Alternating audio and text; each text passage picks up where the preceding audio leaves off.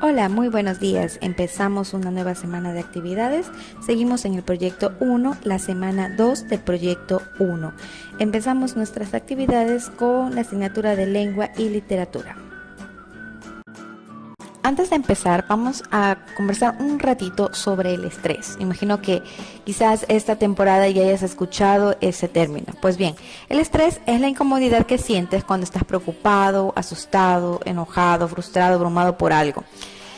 Es provocado por las emociones, pero también afecta tu estado de ánimo y tu cuerpo. Claro, no es del todo malo porque en ocasiones sí es necesario que tengamos un poquito de estrés para que podamos reaccionar y estar alerta y trabajar más. Es decir, el estrés del todo no es negativo. Pero cuando llegamos a un nivel más alto, cuando ya es mucho, cuando sentimos que ya no soporto más, ¿por qué me mandan tantos deberes? ¿O por qué tengo que hacer esto? Entiendo que llega un momento en que quizás te sientas, pero como con una camisa de fuerza. Entonces, vamos a hacer lo siguiente, vamos a tratar de bajar ese nivel de estrés. ¿Cómo podemos bajarle el estrés? Pues bien, te recomendamos hacer un horario de actividades relajantes, actividades que te ayuden a despejar tu mente, para que te puedas liberar de toda la tensión que tengas contigo. Entonces, la idea es que diariamente hagas al menos una actividad que te ayude a relajarte.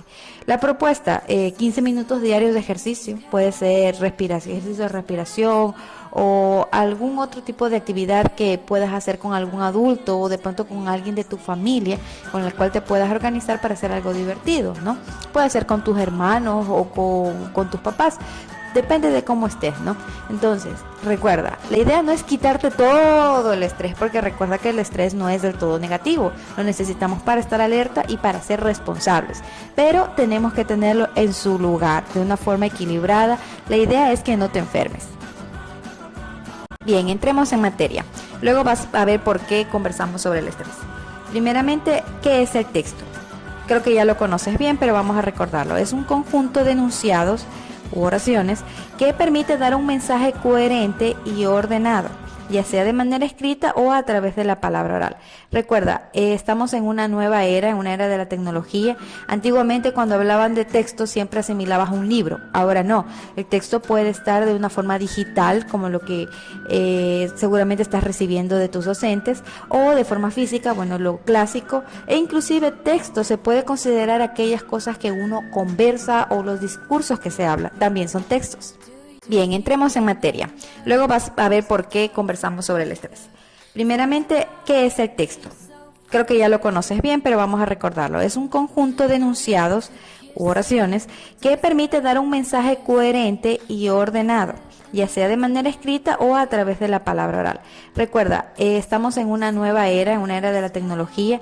Antiguamente, cuando hablaban de texto, siempre asimilabas a un libro. Ahora no, el texto puede estar de una forma digital, como lo que seguramente estás recibiendo de tus docentes, o de forma física, bueno, lo clásico, e inclusive texto se puede considerar aquellas cosas que uno conversa o los discursos que se hablan, también son textos. Existe una variedad muy amplia de tipos de textos, pues estos se clasifican de acuerdo a la finalidad y la estructura del mismo. Hay diferentes, pero esta vez solo vamos a analizar algunos de ellos. Los tipos de texto que vamos a analizar hoy son los argumentativos, los científicos, los descriptivos, expositivos, informativos y los epistolares. Sobre este último es sobre el que vamos a hacer la actividad del día de hoy. Los textos argumentativos son aquellos que permiten convencer, modificar o reforzar la idea del lector u oyente mediante justificaciones, mediante argumentos. ¿Qué es un argumento? Un argumento es una razón, algo válido, ¿no? Los artículos de opinión son un excelente ejemplo de este tipo de texto. ¿Dónde puedes encontrar un artículo de opinión? Pues bien, en las editoriales de los periódicos. Los textos científicos, por otra parte, tal como indica su nombre, son escritos que abordan conceptos, teorías, resultados de estudios en base a conocimientos científicos. Estos utilizan a su vez un lenguaje científico. No es otro idioma, es el mismo idioma, pero es un idioma, es el idioma pero con términos técnicos, para los cuales obviamente las personas que los redactan y las personas que lo leen pues tienen una base de conocimiento. Por lo general no se hacen estos textos para el público en general. ¿Por qué? Porque las personas que los leen tienen conocimiento sobre el tema y leen porque necesitan saber sobre eso. Para nosotros, para las personas, para el público en general, existen los textos de divulgación científica que más adelante vamos a conocer. Por otro lado, hay otro tipo de texto que en personal me encanta, que son los textos descriptivos. Estos tienen que ver mucho con la literatura. ¿Por qué? Porque son la representación o descripción de algo. Puede ser una persona, un animal, un paisaje, una emoción, un pensamiento. Por ejemplo, mira lo que está aquí. Es un perro grande, de color negro azabache. Su pelaje es abundante, tiene las patas largas y robustas. Sus orejas son muy largas y su hocico afilado. En la frente tiene una mancha de color blanco. En su collar hay una placa en la que podrás leer su nombre, Bobby. Mira, si tú solamente lees el texto ya te puedes imaginar por completo lo que está describiendo. Ese es el éxito, esos son los textos descriptivos. De este tipo de textos hay muchísimos ejemplos alrededor tuyo. De hecho, los utilizas inclusive cuando conversas a diario, cuando le cuentas a alguien sobre algo que te gustó o no. A veces describes una situación o describes a personas o cosas. Entonces, también hay de forma escrita o formal, como son los mitos, los cuentos, las historias, las fábulas. Existe un sinnúmero de ejemplos de textos descriptivos que, como ves, siempre han estado cerca de nosotros. Tenemos también los textos expositivos o explicativos. ¿Por qué los llamamos también explicativos? Pues bien, su función es esa, explicarnos acontecimientos, ideas, información, conceptos. ¿Te acuerdas que hace un momento vimos que los textos científicos manejan un lenguaje un poquito especial, un lenguaje técnico que solo ciertas personas pueden comprender porque han estudiado para eso?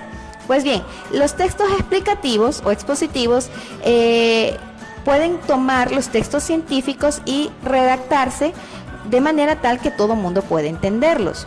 A esos artículos se los llama artículos o textos de divulgación científica, es decir, son textos que te hablan de ciencia, pero te lo explican de una manera tan sencilla que todos, inclusive hasta niños, pueden comprenderlo. Un claro ejemplo de eso es los dos recortes que te estoy presentando aquí. Puedes hacer pausa, los puedes leer y vas a ver que es muy sencillo, es fácil de entender. Otro ejemplo de textos expositivos está inclusive el manual ilustrado que hiciste unas semanas atrás. ¿Por qué? Porque ese manual era sobre algo técnico, pero que se hizo con el fin de explicar a alguien sobre cómo usarlo. ¿Sí ves? Es explicativo. No solamente esto, hay otros, hay una variedad de ejemplos, pero mira, solamente te he mencionado dos y te estoy dando dos ejemplos aquí, para que tengas claro que los textos expositivos son fáciles. De hecho, los utilizamos siempre cuando, por ejemplo, el profesor de ciencias naturales te asigna una exposición. Tú coges una parte o te asigna un tema en específico del libro y tú se lo expones o se lo explicas a tus compañeros de una forma más sencilla inclusive de lo que está en el libro. ¿Qué has hecho allí? Ya has aplicado lo que es un texto expositivo. Como ves, es algo que ya conoces, sino que no lo habías identificado. También están los textos informativos. Mira, en la antigüedad, por decirlo así, por lo general, cuando hablábamos de textos informativos se pensaba en el periódico. Y sí, está bien, perfecto, porque las noticias por lo general se presentaban en el periódico. Pero ha ido evolucionando la tecnología y ahora las noticias no solamente están en el periódico, están en la televisión. Entonces, también los textos informativos se comprenden aquellas emisiones de noticias que salen en la televisión o lo que sale en las páginas de internet, en los navegadores, e inclusive hay una nueva forma que se ha hecho mucho más popular y de hecho está dejando de lado inclusive el periódico, que es el Twitter, que te animo a que si tienes acceso a internet ingreses, tengas una cuenta de Twitter. Bueno, quizás tus padres deberían hacerlo porque eres menor de edad, y puedan seguir a páginas que son de noticieros, por ejemplo el periódico El Universo, que es el ejemplo que te tengo aquí, o la CNN o la BBC. Son noticias al día, al instante. De hecho, son noticias que al segundo te enteras de todo lo que pasa. No tienes que esperar al noticiero que sale en la televisión hasta enterarte. Y se diga al día siguiente para enterarte por el periódico. Por eso, como puedes ver, están teniendo mucho éxito. Todo este tipo de textos son textos informativos. Así que cuando te digan textos informativos, no pienses solo en el periódico. Piensa en el periódico, en los noticieros y en Twitter. Una de sus características principales es más que nada que la información siempre es expuesta de forma clara, breve y concisa, y que es veraz. Y por último, revisamos los textos epistolares. También los llaman como cartas. De hecho, son un tipo de comunicación exclusivamente escrito. Tenían más apogeo en la antigüedad porque si tú conversas con una abuelita o con alguien bien mayorcito, pues no había internet. Entonces, la forma más práctica de escribirse o de comunicarse con alguien que no tenía cerca era por medio de cartas. Entonces, este es un género que es muy clásico, pero que no se ha perdido, es verdad. Ya no utilizamos las cartas de papel mucho como antes, pero sí seguimos usándolo en formas digitales, así que no es un tipo de texto que se haya perdido, sino que simplemente también se ha transformado. Un ejemplo claro de los textos epistolares, pues lo tienes en la casa, quizás en la Biblia de tu casa. Si tú te pones a revisar, vas a ver que hay textos epistolares como las cartas que, bueno, según la Biblia, el apóstol Pablo enviaba a las congregaciones. Entonces, ¿qué pasaba? Esos eran textos que eran enviados de carácter personal, enviaba una persona específicamente a otro grupo de personas. Obviamente lo tenemos porque quedó eso registrado allí. Entonces, ¿a qué idea queremos llegar? Que las cartas son textos que son destinados exclusivamente a un público, a una persona específica o a un grupo específico de personas. Pues bien, vamos a ir profundizando con respecto a este género. Vamos a analizar un ejemplo. Te voy a indicar cuáles son sus partes o su estructura y más adelante vas a hacer una actividad con relación a esto. Pues bien, la carta se caracteriza primeramente porque su mensaje es breve, es preciso, está organizada de forma clara y exacta. Usa oraciones completas y, como se mencionó, están organizadas, no se abrevian las palabras y obviamente vas a utilizar una puntuación adecuada.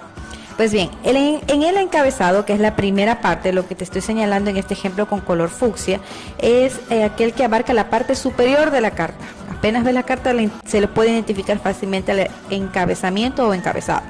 Este cumple una función de presentación, es decir, te identifica la persona o, bueno, en caso de que sea formal, la empresa del que está enviando la carta. Puede incluir incluso una dirección física, un correo, un teléfono, se puede mencionar. También en esta parte está la fecha, a la dirección de la persona quien escribe la carta, ¿sí? También en la parte final de esta primera parte está el saludo, el cual se ubica a partir del margen izquierdo a 2 espacios verticales debajo de la dirección del destinatario. Verás, en el ejemplo que te estoy mostrando aquí no te estoy incluyendo lo que es el nombre y dirección del destinatario. ¿Por qué? Porque el ejemplo que te estoy dando no es de una carta formal de empresa, sino más bien una carta de tipo personal. ¿Por qué te estoy poniendo este ejemplo? Porque en base a este ejemplo es lo que quiero que tú trabajes en la actividad. La siguiente parte es el cuerpo del texto. Es decir, allí vas a poner lo más importante, es decir, el mensaje de la carta. Este puede ser de tipo expositivo o argumentativo. Bueno, eso ya lo decide la persona que lo escribe. Pues no, obviamente depende del mensaje que se vaya a enviar. Se lo recomienda que se ubique a 2 espacios debajo del saludo, como puedes ver el ejemplo. Se divide en introducción, pues se agradece al destinatario de que esté leyendo la carta, el núcleo, que es la idea principal, y una conclusión, que es el resumen de la carta, o sea, la parte final de lo que es el cuerpo. Eso en una carta formal, ¿no? En una carta formal no vas a obviar nada de estas partes, pero cuando es una carta de tipo personal se puede distorsionar un poco estas partes. Lo más clave es que se envíe el mensaje. Veamos el ejemplo, ¿qué te parece? Para ser más claro. Ayer fui de paseo con mis padres y hermanos a un parque precioso que se encuentra cerca de mi casa. Se llama Parque Araucano. Me encantaría que la próxima vez que nos visites vayamos juntas y nos divirtamos en los juegos y la cancha de patinaje. Espero que nos veamos muy pronto para poder compartir y jugar. Como ves, aquí no estamos poniendo, o la persona que envía la carta no está agradeciendo su atención. En una carta formal dijera que agradece la atención de que se está dando a esta carta, pero no. Aquí más que nada se está enviando es el mensaje, pero no se está obviando lo que es la conclusión, porque en la parte final dice: espero que nos veamos muy pronto para poder compartir. Entonces, en esa parte ya es una conclusión, ¿sí? Como ves, es una carta súper breve. Por último, tenemos lo que es la despedida. Es decir, allí ya se cierra el mensaje con una cortesía, con una, como puedes ver en el ejemplo, dice: cariños a todos en tu casa, o con mucho cariño tus amigos, tu amiga, ¿sí? Atentamente tu mejor amiga, o atentamente la persona que más te quiere, algo así, porque estamos hablando de una carta personal. Se incluye una firma también, ¿sí? Se incluye una firma porque tienes que poner el nombre, y tu nombre y una firma. Y también hay una parte final que puede ser adicional, quieres o no, lo puedes poner, que se llama postdata. ¿Por qué? Porque recuerda, la idea es la siguiente: antiguamente cuando alguien escribe una carta, acuérdate que no tenían la facilidad como ahora, que si te equivocas, control Z, o simplemente con un botón borro lo que no me gustó y corrijo. Antiguamente no había como eso. Entonces tú ibas escribiendo, ya escribían la carta, terminaban de hacerla, pues me olvidé de decirle tal cosa, me olvidé de avisarle. Entonces ahí apareció el postdata, o sea, un dato posterior. Entonces en la parte inferior se pone, como ves en el ejemplo, la P con mayúscula, punto D, punto, y se escribe brevemente lo que se le haya olvidado. Como te dije, eso es algo opcional, algo que si lo quieren incluir. No todas las cartas llevaban postdata, ¿no? Entonces es por el motivo que te acabo de mencionar. Eso es básicamente la estructura de una carta. Bien, seguramente te estás preguntando, bueno, ya vimos la teoría, ahora ¿qué es lo que tengo que hacer? Muy bien.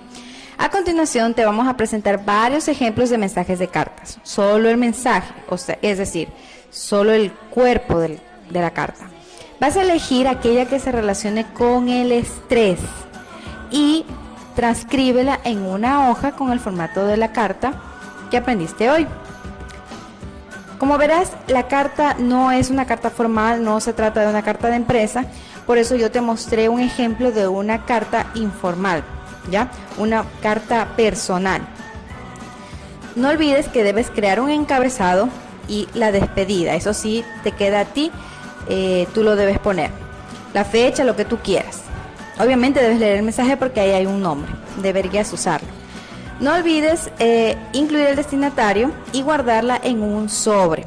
El sobre lo puedes hacer con una hoja de papel y goma, no es necesario que salgas a comprar ninguno, ni se requiere ninguno especial. Con que dobles una hojita, bueno, con gomita, eso sí todos podemos hacerlo, ¿no es cierto? Y lo vas a guardar allí. Y eso lo vas a guardar porque esa va a ser tu evidencia del trabajo de la actividad del día de hoy. Estos son los ejemplos que te planteo, de los cuales de estos tres debes elegir el que tú crees que es el correcto.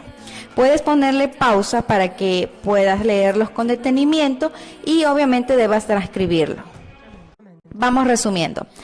¿Qué aprendimos? Bueno, aprendimos a organizar nuestro tiempo para incluir actividades que sean relajantes, divertidas, para que no nos agobie el estrés. También aprendemos que existen diferentes tipos de textos. Entre los tipos de textos que aprendimos hoy están los argumentativos, científicos, descriptivos, expositivos, los epistolares y los informativos. Sobre los textos epistolares vimos que son las cartas y que estas tienen una estructura. Al final, ¿qué es lo que debes presentar? Es decir, ¿qué es lo que debe quedar registrado de tu trabajo? Lo que vas a guardar en tu portafolio para que nos muestres a nosotros los docentes. En un sobre vas a guardar la carta que organizaste y transcribiste. Listo, eso es todo. Y con esto, manos a la obra.